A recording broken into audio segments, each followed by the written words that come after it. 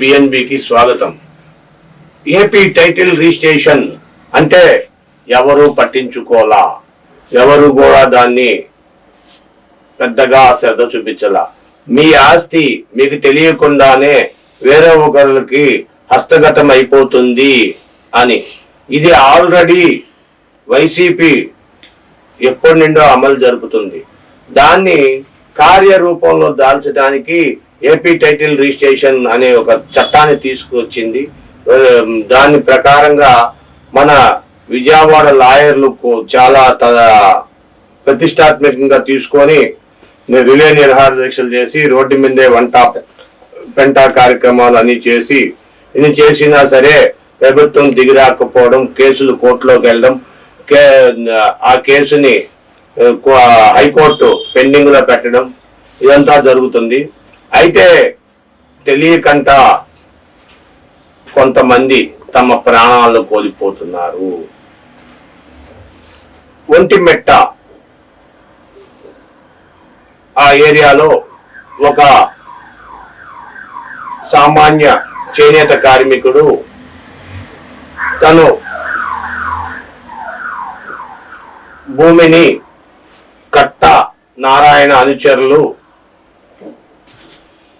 కట్ట శ్రావణి అనే వ్యక్తి పేరు మీదకి మారిపోయిందని తెలుసుకొని తన ఆర్థిక పరిస్థితులు వ్యాపార రీత్యా తన ఆర్థిక పరిస్థితులు బాగా దెబ్బతిని 4 రోడ్లు పక్కన హైవేలో తనకి భూమి ఉండటంతో అది మంచి రేట్లు పెరగడంతో ఆ భూమి అమ్మటానికి ప్రయత్నం చేసి బయటకు వస్తే ఆ భూమి కట్టా శ్రావణి పేరు మీద ఉందని నీది కాదని తేల్చారు.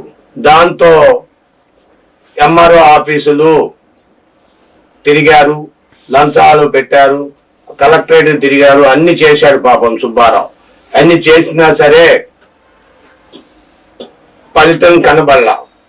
చివరికి ఒక రోజున పాలవాడు వచ్చి రాజేష్ అనే వ్యక్తి వచ్చి అక్కడ సుబ్బారావు ఇంటి తలుపు కొడితే తలుపు తీయకపోవడంతో ఆయన బామ్మర్ది సమీపంలో ఉన్న ఆయన బామ్మర్దికి తెలియజేస్తే ఆయన బామ్మర్ది వెళ్ళి ఇంటికి చూడగా ఆయన సుబ్బారావు భార్య తన కుమార్తె మరణించి ఉన్నారని తెలుసుకున్నారు. అంతట్లోనే ఆ ప్రాంతపు పోలీసులు ఒంటిమెట్ట ఆ ప్రాంతంలో రైల్వే పట్టాలపై సుబ్బారావు మృతదేహం లభించింది అంటూ ఒక ఇన్ఫర్మేషన్ వచ్చింది. ఆ ఇన్ఫర్మేషన్ లో సుబ్బారావు చాలా తెలివిగలడు అనుకుంటా ఆయన జోబులో సూసైడ్ నోట్ పెట్టుకున్నాడు. ఆ సూసైడ్ నోట్ లో క్లియర్ గా నేను చెప్పిన విషయాలు, అయ్యా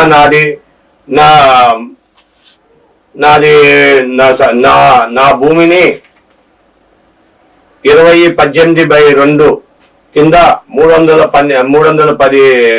ఎకరాల 3 ఎకరాల 10 సెంట్లు భూమి ఉన్నది.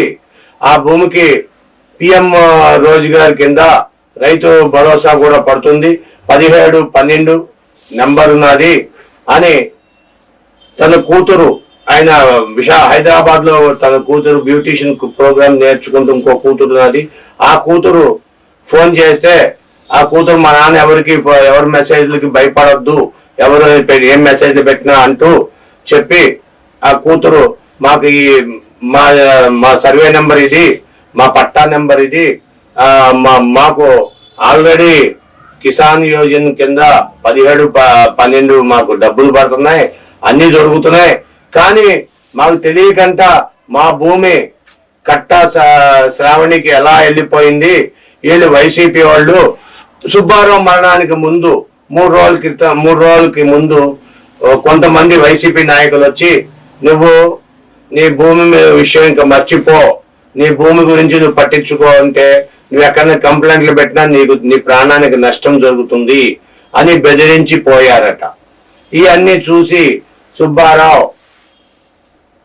అప్పటికే సుబ్బారావు తండ్రి కరోనా రీత్యా కొంత బాధపడి సుబ్బారావే కరోనాలో బాధపడి వాళ్ళ కూతురు పెళ్లికి చేసిన అప్పులు, కొడుకు పెళ్లికి చేసిన అప్పులు ఇవన్నీ తీర్చలేక చాలా ఇబ్బందులలో పడ్డాడు.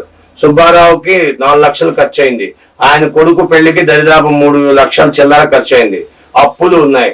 ఈ అప్పుల వల్ల సుబ్బారావు సూసైడ్ నోట్ లో క్లియర్ గా రాశాడు, నా అప్పులు వారికి గాని నా భార్య బిడ్డలకు గాని ఎవరికి సంబంధం లేదు, నా సూసైడ్ కి నేనే బాధ్యుడిని అంటూ చెప్పారు. ఈ వైసీపీ ప్రభుత్వం వచ్చినాక భూ కబ్జాలు, భూదందాలు ఎక్కువైపోయినాయి అంటూ సుబ్బారావు వాపోతూ కన్నీటి వీడ్కోలుగా ఆ ప్రాంతంలో ఒక విషాద ఛాయలు వదిలేసి వెళ్ళిపోయాడు సుబ్బారావు. మరి దీనికి న్యాయం చేసేది ఎవరు?